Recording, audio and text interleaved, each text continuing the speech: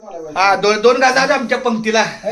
मुखी घास खाता करावा विचार, कशासाठ मी हे अन्न शेवनार, माझ्या हातून घडू दे शुभक्त सेवा, म्हणूनच मिळवी शक्ती मुक्ती देवा. हरी बोला पुंडलिक वरदा हरी विठ्ठल श्री ज्ञानदेव तुकाराम पंढरीनाथ भगवान की जय. माऊली ज्ञानेश्वर महाराज की जय. जगद्गुरु श्री संत तुकाराम महाराज की जय. संत शिरोमणी रोहिदास महाराज की जय. अरे बोलो भाई सब संतन की जय.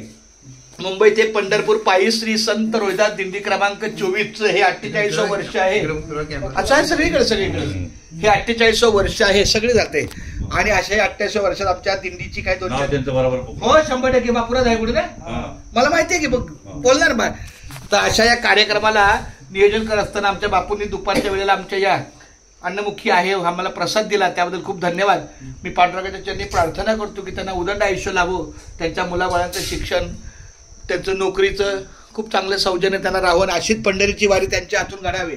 हे बाळा बोला एकदा रामकृष्ण हरी, आणि त्या बाळाला पण रामकृष्ण हरी. रामकृष्ण हरी. चला खूप छान माऊली रामकृष्ण हरी.